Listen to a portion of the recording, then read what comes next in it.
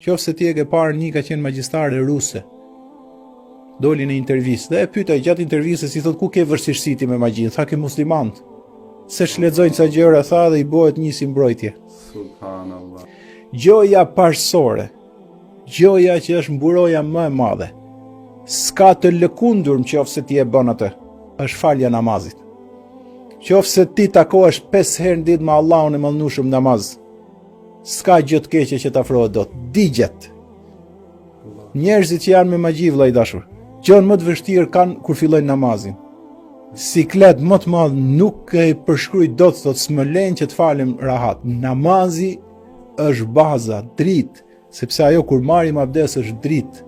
Falja namazit është dritë, falja namazit është takim dhe energji që ti direkt e lidhesh për t'u falë Zotit. Ku ka vend për shejtane për të keqe më aty? Dhe kjo magjistarja ruse këtë tha. Tha se çtojnë ato, tha, që krijohet një mburoj.